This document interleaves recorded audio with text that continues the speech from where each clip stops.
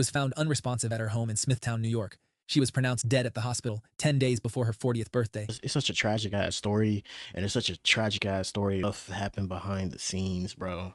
Oh, what's up? Oh, what's up? Yo, what up? It's J back here with another video. Today we're about to be getting into a video by Wrestling Fusion. The video is going to be on what happened to every forgotten WWE Diva. Shit. I know what happened to a few. They just went on if they like. I mean, what would it be? But I guess we're gonna like find out where did they end up, because a lot of people just like don't know these people still exist. Female wrestler in the WWE, kicking things off with one of the most popular divas of the late 2000s, Kelly Kelly. Kelly debuted on ECW. Oh my God, Kelly, bro. She used to have me in a chokehold when I was a kid, bro. I feel like this was like everybody's crush, bro. If it wasn't, then I don't know where you was at. It was either her or Melina for me, bro. When Melina used to do those splits on the apron, oh my God, I used to go crazy, nigga. In 2006 at just 19 years old with zero professional wrestling experience. Her original role was that of eye candy, and Vince McMahon himself came up with the name. Of course. But here's the thing about Barbie Blank. She actually worked on her skills and improved. Year after year, she got better in the ring, and fans noticed. By 2011, the WWE Universe had voted her in as the #1 contender on the special Power to the People episode of Raw, and she went on to pin Brie Bella for the Divas Championship. She held the title for 104 days before dropping it to Beth Phoenix. Off-screen, she was also making moves. She became the first WWE Diva to appear on the cover of Maxim magazine in December 2011, and by September 2012, she left the company citing a neck injury and a desire to pursue modeling. After WWE, she leaned fully into life outside the ring. She was part of a reality series on E! Alongside wives and girlfriends of other professional athletes, appeared in Days of Our Lives, and built a significant influencer following on the internet. In July, I'm not gonna lie, I like wish that for everybody, because like, you know, you can't do wrestling for a long ass time, bro. Especially, you know, I know people use this and they feel like they're not like actually into the business, but like maybe they just want to go that other career route, because like you get injuries and then like, you know, you want to move on. You can't do something forever. Yeah, a lot of older people need to know that now from the past. Jesus Christ, they still trying to wrestle. Ric Flair. Ric Flair. By 2019, she made a one-off Raw reunion appearance and pinned Gerald Briscoe to win the 24/7 championship. Today, Kelly is signed to a Legends contract, a regular name in the influencer space, and was recently added to the 2K26 video game roster. Her in-ring days are behind her, but she stayed firmly connected to the wrestling orbit. But while Kelly's story ended on her in-ring days are not behind her, bro. Don't do that. If she can train, if Trish can do it, and you know she can just train and get back into it, and she wants to, she can get back into it. Nah, I don't like that wrestler. Just don't do that, man. Relatively warm terms, the next woman on our list had a career that was chaotic and left fans wanting a whole lot more. If you were watching SmackDown in 2005 and you heard that shrieking scream echo through the arena followed by a woman doing the splits on the ring apron, you already know who we're talking about. Christ. Oh my God, bro. Especially her first years in M&M, bro. Before she like switched to like the pants, bro, nigga, they had her going crazy in the skirt, bro. I was bro. Lena's entrance alone was unlike anything the women's division had ever seen, and it was only matched by what she could do once she got inside the ropes. She debuted managing the tag team of Joey Mercury and Johnny Nitro, steering them to 3 reigns as tag team champions while declaring herself the most dominant diva in the company. When she shifted to singles competition in 2007, she beat Mickie James for the women's championship and never really left the title picture. She'd go on to become a 3-time WWE Women's Champion and a 2-time Divas Champion, making her the first woman in WWE history to hold both titles multiple times. Her feuds with Trish Stratus, Mickie James... See, it really sucks that in the ending she really got treated like something else because of her involvements with like John Cena and I think... What else was it? I think... Fuck, who was it? Batista? I don't think it was John Cena. I don't know, that's what I heard, but like it was Batista. No, that was Mickie James with John Cena. But I think the other one I'm thinking about is Batista. James and Michelle McCool gave us some of the best women's matches of that entire era. Melina could work heel, she could work face, and she made everything feel intense in a time when most women's matches were an afterthought. She was released by WWE in August 2011, with creative reportedly having nothing lined up for her. In the years since, she's made sporadic appearances for Impact, Lucha Underground, and the NWA, but never signed a full-time deal. She still shows up at WWE Legends Nights and Royal Rumbles occasionally, and she remains a fixture on the indie wrestling circuit. But if Melina was the glamorous star who quietly faded out, the next woman on our list was someone who got not one but two completely different runs in the WWE. Damn. Maria Kanellis entered WWE in 2004 after participating. I feel like on her second run, they did not know what to do with her, bro. They really did not know what to do with her on the second run. Her and her husband, Jesus, man. It could have been something serious done there, but they decided to make fucking fun of them. And her first appearance, oh my God, bro. They made her act so dumb. I'm sorry. I no disrespect toward her, but they made her act so fucking dumb. Like, come on, bro. Participating in the Diva search. She was hired as a backstage interviewer on SmackDown. Her early character was essentially a ditzy girl who fumbled her lines and looked confused during the interviews. The thing is, a lot of that wasn't entirely a character. By her own admission, she was green and genuinely nervous in those early days. But she leaned into it, made it work, and slowly built a fan base.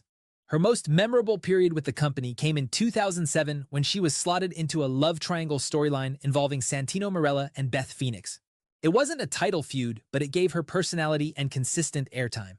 She won the Slammy Award for Diva of the Year in 2009, before she was released in February 2010. After WWE, Maria reinvented herself completely. She dropped the ditzy persona, married Mike Bennett, and became one of the sharpest managers on the indie scene. She helped build the Kingdom stable in Ring of Honor, captured the TNA Knockouts Championship in 2016, and co-founded Women's Wrestling Army in 2022, positioning her. Yeah, and during this time, bro, I remember AJ Styles, the Nick, I forgot their name, bro. Nick and Matt Jackson, they super kicked the shit out of her. That like clip still goes viral to this day. 10 years later, bro. Oh my God, 10 years later.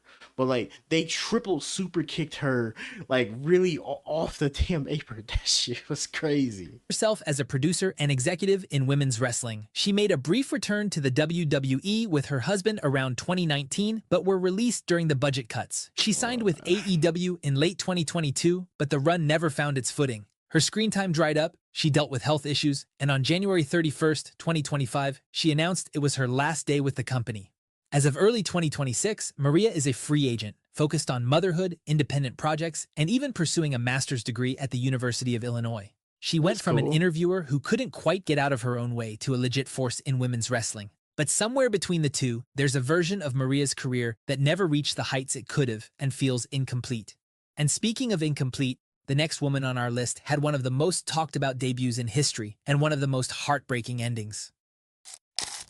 Before she was Karma, she was Awesome Kong, a two-time TNA Knockouts champion who had already torn through promotions in Japan, Ring of Honor, and the United States. At 6 feet tall and over 270 pounds, she didn't look like anyone else on the women's roster anywhere.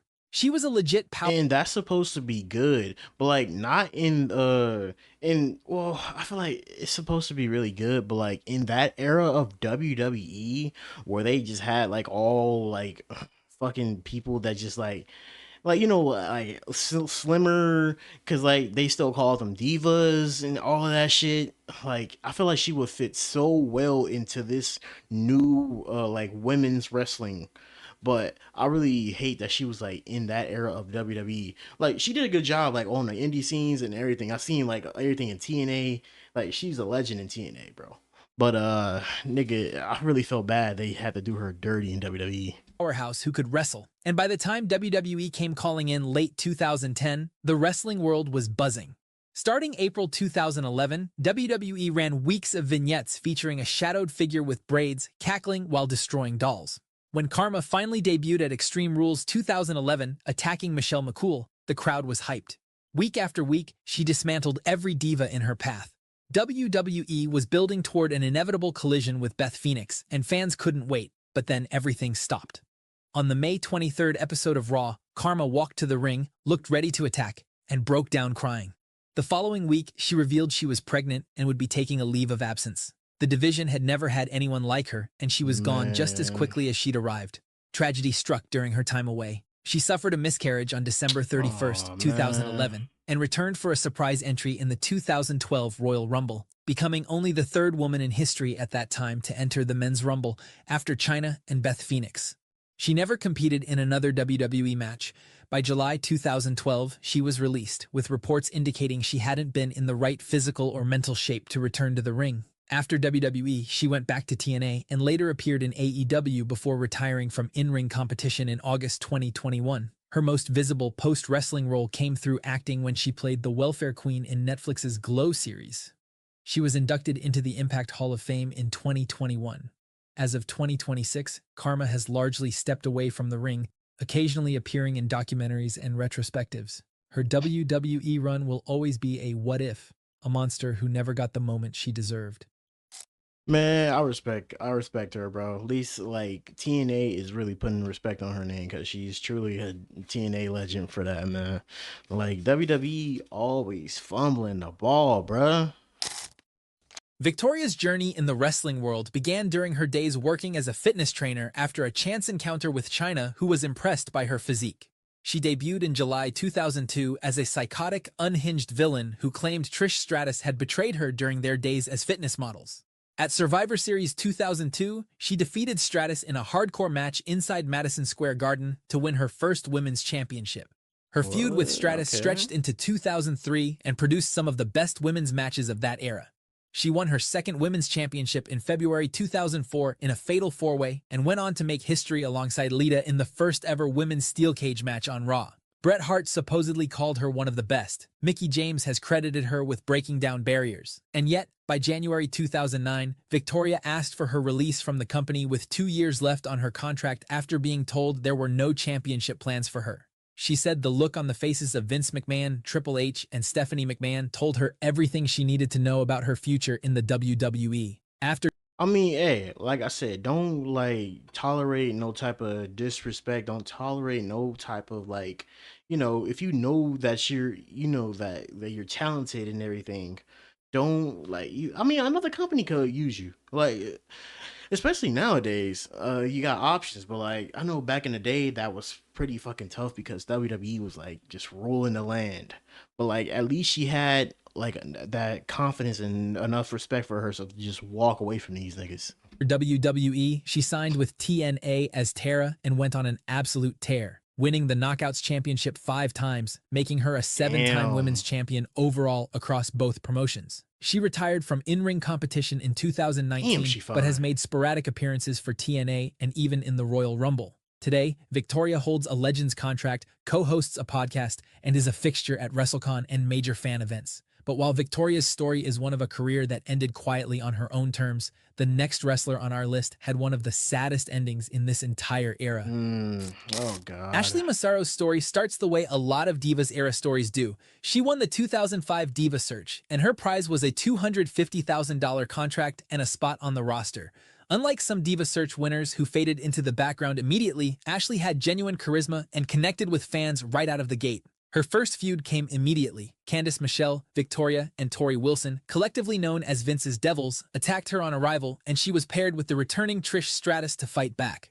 She was later drafted to SmackDown, became the valet for tag team champions Paul London and Brian Kendrick, and built a feud with Melina that led to a women's championship match at WrestleMania 23. She left WWE in July 2008, asking for her release to care for her daughter, who had fallen ill. What followed was a life marked by mounting hardship. In a 2017 affidavit, Ashley described battling depression, severe short-term memory loss, and physical injuries she attributed to her time in WWE, including documented concussions and a fractured spine. She was among 60 former wrestlers who filed a class-action concussion lawsuit against the company. She had begun working as a radio DJ at Long Island's 94.3 The Shark and was pursuing a return to wrestling when, on May 16, 2019, she was found unresponsive at her home in Smithtown, New York. She was pronounced dead at the hospital 10 days before her 40th birthday. The wrestling Oh man, rest in peace, bro. It's such a tragic ass story, and it's such a tragic ass story of like, what dark stuff happened behind the scenes, bro. That could have, really contributed to her, like passing away, man. World mourned immediately. Trish Stratus, Tori Wilson, and countless others shared tributes. WWE honored her at the Money in the Bank pay-per-view. Her former co-workers organized a GoFundMe to create a college fund for her daughter. Ashley Massaro deserved more time, more support, more of a safety net, but she never got the recognition she deserved. Most people Man, remember rest in Candice Michelle peace. as the GoDaddy girl, the face of multiple Super Bowl commercials in the mid-2000s who became one of the most recognized women in the country almost overnight. That image made it very easy for people to underestimate what she would eventually become inside the ring, which is exactly what made her story interesting. Her early years in WWE were exactly what you'd expect. Lingerie contests, the Vince's Devil's Stable alongside Victoria and Tori Wilson, a Playboy cover in April 2006, and matches that were more about grabbing eyeballs than pinfalls. But Candice quietly put in the work, and by the summer of 2007, people started paying attention. She defeated Melina at Vengeance 2007 to win the Women's Championship, and her subsequent reign included a brutal feud with Beth Phoenix. Phoenix legitimately broke Candice's collarbone during their rivalry, and her Ooh. wrestling career was never the same. She was released in June 2009 and largely stepped away from wrestling for over a decade. She Bro, they released her on like injury. Bro, WWE back in the day was just so fucked, bro. Like they released her on injury. They couldn't have just like left her on contract and like, just man, I just can't even explain that because this shit was fucked built up. a brand as an emotional alignment coach, pursued acting and media work, and raised a family.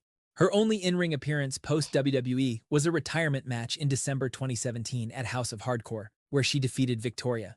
She made sporadic appearances for the WWE during the 2019 Raw reunion and was seen in the crowd during a Raw episode in 2024. Then, in January 2026, Candice showed up in the crowd for TNA's debut on AMC. On March 13, 2026, TNA confirmed that Candice Michelle had officially signed with the company, marking her first wrestling contract since leaving WWE in 2009. She won't be wrestling. Instead, she's working as a backstage agent and producer for the Knockouts division, not a That's cool. That's cool as fuck. At least she's happy, doing something that she actually like really like. She's in the wrestling business, but like not actually really in it, but still just scouting for new talent. But like, man, see, WWE earlier days just like such a shitty company. It was great, but behind the scenes it was such a shitty company to like learn the like horrific shit that just been happening behind the scenes. But like it was just like something you just gonna have to like have to just like learn about it and just deal with these days. But like although they're getting better now.